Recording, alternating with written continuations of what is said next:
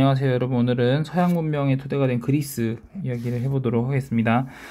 고대 그리스 같은 경우는 다른 나라하고 좀 다르게요. 고대 그리스는 이제 유럽이죠. 저희가 앞에 했던 국가하고 좀 다르게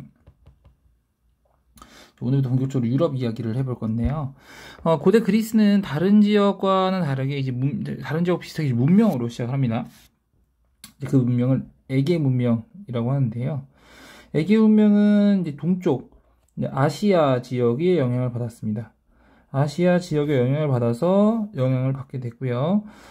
이제 첫 번째로 시작은 크레타 섬에서 시작이 돼요. 크레타 섬에 시작이 돼서 크레타 섬에서 모든 게 이걸 다른 말로 미노아 문명이라는데, 왜 미노아 문명이라고 하냐면 여기 미노스 왕이 있었습니다. 그 황금손, 그 마이다스의 손이라고 불리는 그 미노스 있죠. 그 미노스와 관련된 건데요. 여기는 그래서 다른 지역하고 좀 다르게, 얘 같은 경우는 대표적인 크노소스 궁전이라는 궁전이 있어요. 그래서 여기는 이렇게 진행이 되고요. 여기 나중에 이 미케네 문명으로 넘어갑니다. 이 미케네 문명, 둘 다 공통점인 건 청동기를 사용했다는 건데요. 이 미케네 문명의 또 다른 특징을 하나 더 생각해 보면, 이 미케네 문명은 트로이 전쟁을 했습니다. 트로이 전쟁을 했다는 거. 트로이 전쟁을 하게 된 이유 중에 하나가, 아무래도 조금 고민을 조금 더 해보면 아무래도 이 전쟁 부분과 관련이 좀 얘기가 있을 것 같아요. 이게 무슨 얘기냐면, 이 해상무역권을 놓고 트로이에 전쟁을 했다는 거죠.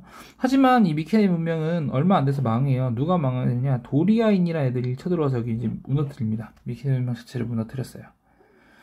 자, 그리고 나서 이제 폴리스 도시국가가 그리스는 성립을 하게 됐는데요. 여기는 아무래도 지형적인 특징 때문에 그렇습니다. 지형적인 특징이 어떤 거? 산과 섬이 많아서예요. 그래서 큰 도시가 발달하기 힘들었습니다.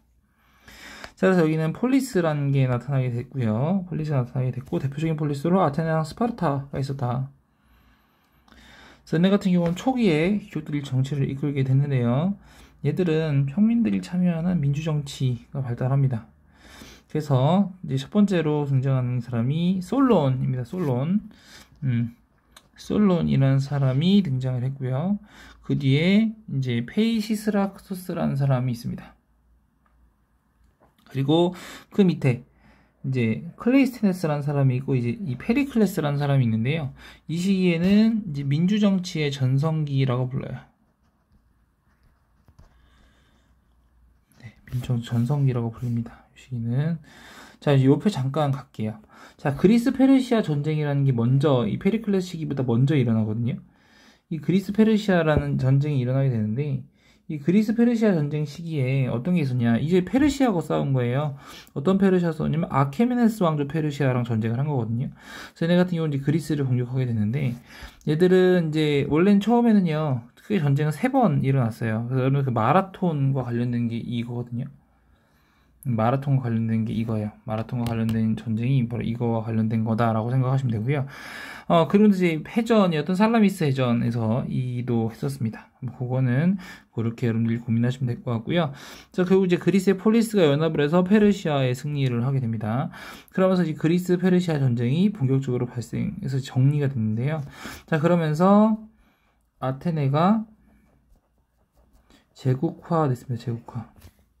네, 제국화가 되었습니다. 아테네가 제국화되면서 델로스 동맹이 형성이 된다. 델로스 동맹이 형성이 된다라는 거 여러분들이 좀 고민해 보시면 될 것 같습니다. 그래서 이제 그리스 폴리스들이 페르시아가 다시 침략을 대비해서 델로스 동맹이라는 걸 맺어서 여기로 이제 모든 나라들이 돈을 내고, 모든 나라들이 이제 뭐 여러 가지 같이 내게 되는데요. 그러면서 자연스럽게 정치적 영향력이 커지게 됩니다.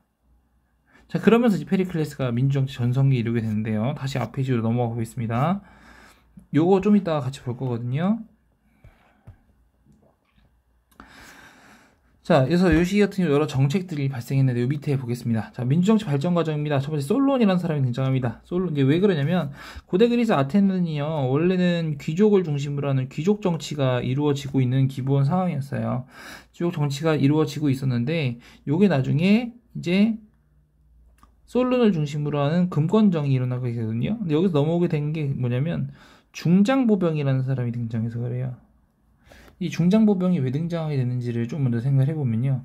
일단 기본적으로 여기도 전차를 중심으로 전쟁을 했었는데 이게 보병전으로 바뀌었어요. 보병전으로 바뀐다 그러면 사람들이 그만큼 많이 필요하다는 뜻이겠죠. 사람들이 그만큼 많이 필요하니까 자연스럽게 시민들 이런 사람들의 권위가 올라갈 수밖에 없단 말이죠.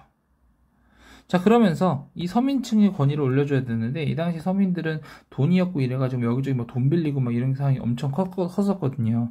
그래서 본격적으로 이런 사람들이 등장하는 겁니다. 첫 번째가 이제 솔론이 등장했고요. 솔론은 돈을 가지고 해서 얘는요 재산 정도에 따라 사람들을 계층으로 나눴고, 그 다음에 평민들의 부채를 없애줬습니다. 네, 평민들의 부채를 없애주는 결과를 갖고 왔습니다. 자, 그 다음에 요 사이에 이 사이에 있었던 전쟁이 바로 그리스 페르시아 전쟁이에요. 그래서 그 뒤에 클레이스테네스가 등장한 거죠. 클레이스테네스가 이제 민주 정치를 진행하게 된 건데, 요 같은 경우는 부족제를 개편했다는 게 제일 중요합니다. 그리고 이제 민회에서 논의할 내용을 결정하게 해서요. 500인 의회라는 게 만들어졌는데 이거는 솔론에서 만들었던 400인 의회를 확대시킨 겁니다. 자, 요거와 더불어서 여기서 끝나는 게 요거와 더불어서 여기서 끝나는 게 아니라요. 클레이스테네스는 도편추방법 실시했죠. 자, 그리고 나서 그 뒤에 페리클레스식인데요. 페리클레스 제가 말씀드렸죠. 아테네가 정치적 영향력이 커져서 돈을 많이 벌게 된다 했잖아요. 그래서 얘들은 민회의 권한을 강화시키면서 보수를 지급했고 추첨제, 즉 수당제와 추첨제를 실시했다. 요거 생각하시면 됩니다. 자, 그럼 이제 얘들은 왜 이런 민주정치 발달했냐? 일단 기본적으로 시민들의 숫자가 노예보다 많아서 그래요. 시민들의 숫자가 노예보다 훨씬 많아서 그렇습니다. 그렇기 때문에 얘네는 이런 식으로 발달할 수밖에 없었던 거고요. 자, 그 다음에 이런 게 아테네가 세력을 확대하니까 이 스파르타가 요거에 대해 결정적으로 좀 걱정을 한 거죠. 자, 앞 페이지로 가겠습니다. 스파르타는 도리아인을 중심으로 해서요. 여기는 소수의 시민이 많은 사람들을 다스립니다. 그러다 보니까 자연스럽게 밑에 줄 군국주의, 강압적인 정책을 펴게 됐고 단체 생활을 강조하는 모습이 있었다. 단체 생활을 강조하는 이런 모습이 있었다라는 거. 근데 그리스는요 여러 가지 폴리스로 나누어져 있었는데 얘네 같은 경우는 여기 있어요. 첫 번째 올림피아 제도를 열고요. 자신들을 헬레네스라고 불렀습니다. 그리고 이민족을 뭐라 그러냐면 바로바로이라고 불렀어요. 이렇게 따로 호칭을 주는 모습도 등장을 합니다. 자, 다시 돌아올게요. 자, 그런 과정에서 스파르타가 결국 아테네를 견제하게 됐고 일어난 전쟁이 펠로폰네소스 전쟁입니다. 자, 이걸 통해서 누가 이겼냐? 이걸 통해서 스파르타가 이겼습니다. 근데 스파르타가 이제 헬로폰테스 지역이라고 아테네 앞에 있는 항구 이걸 다 부시면서 결국 얘네가 중심이 됐는데 그리고 나서 이 펠로폰네소스 전쟁이 무너지는데 스파르타는 요 많은 영토를 다스려 본 적이 없었단 말이에요. 그래서 이 많은 영토를 누가 그대로 다스리게 되냐면 테베가 다스리게 됩니다. 하지만 결국 위쪽에서 내려온 마케도니아에 의해서 멸망을 하게 되더라 라는 부분을 같이 생각해 보도록 하겠습니다. 그래서 이런 것까지 생각해 보시면 되고요. 자, 그러면서 이제 그리스의 문화적인 부분으로 보면 인간 중심적 문화가 등장합니다. 그래서 그리스의 문화는 인간 중심적이면서 합리적인 문화를 갖습니다. 이 두 가지 문화 성격을 갖는데요. 첫 번째, 인간 중심적이면서 합리적인 특징을 지닌다. 그래서 사람 같은 모습을 주로 그리죠. 사람다운 모습. 신도 사람 같아요. 술 먹고 놀고. 신도 실수합니다. 이런 거. 그래서 얘네 같은 경우는 이제 문학이나 이런 철학적인 부분에 등장하게 되는데, 소크라테스는 절대적인 진리를 주장하죠.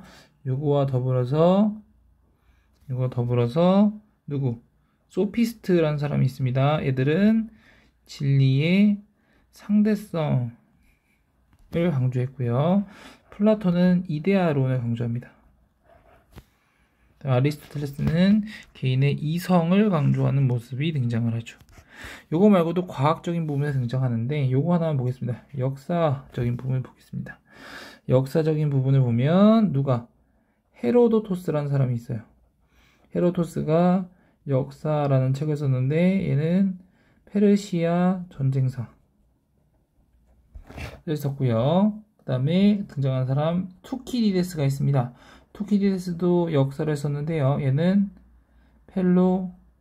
펠로폰네소스 전쟁사를 씁니다. 그래서 이런 것도 알고 계시면 좋을 것 같아요.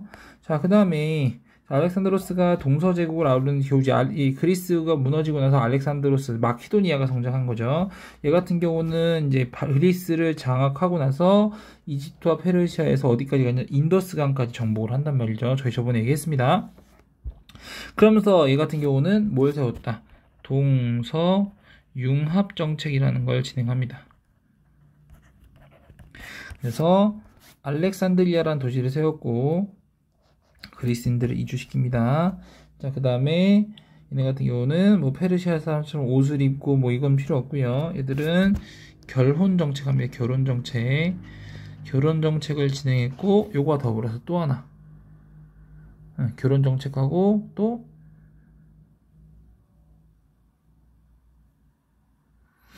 강제 이주 정책 실시하죠.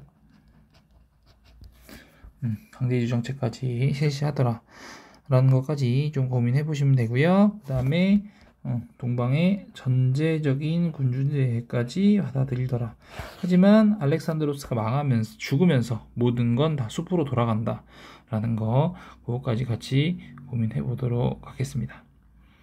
자, 그 다음에 결국 이제 알렉산드로스가 죽었고요. 그래서 영토를 이만큼 넓혔다는 거, 요거까지 좀 고민해 보시겠습니다. 요 시기에 기본적인 문화 양식, 헬레니즘 문화가 있었죠. 그래서 이 같은 경우는 헬레니즘 시대라 부르고요. 그리스 문화를 기반으로 해서 동방 문화, 즉 그리스 플러스 동방 문화를 연결하더라. 요거 고민해 보겠습니다. 얘네 같은 경우는 넓은 지역을 다스리는 세계 시민주의적인 성격하고 또 개인의 행복을 중요시하는 개인주의적인 성향을 가졌는데요. 철학적인 부분에서는 스토아학파는 금욕을 강조했죠. 그 다음에 에피쿠로스 학파 쾌락을 강조합니다. 쾌락을 강조했고요. 과학적인 부분에서는 좀 얘기해 볼 만한 게 아르키메데스 부력의 원리, 그 다음에 유클리드의 기하학이 있었고요. 자, 미술적인 부분에서는요, 그리스 같은 경우는 이제 요거하고 제일 중요한 건 이거죠. 아테네 여신상. 그 다음에 파르테논 신전. 대표적인 것이라고 볼 수 있고요. 헬레니즘 같은 경우는 뭐 요거 말고, 그 다음에 라오콘상, 니케상, 그 다음에 밀로의 비너스가 대표적인 것으로 있습니다. 고대 그리스 이런 상황도 있었다라는 거, 헬레니즘까지 같이 한번 살펴봤습니다.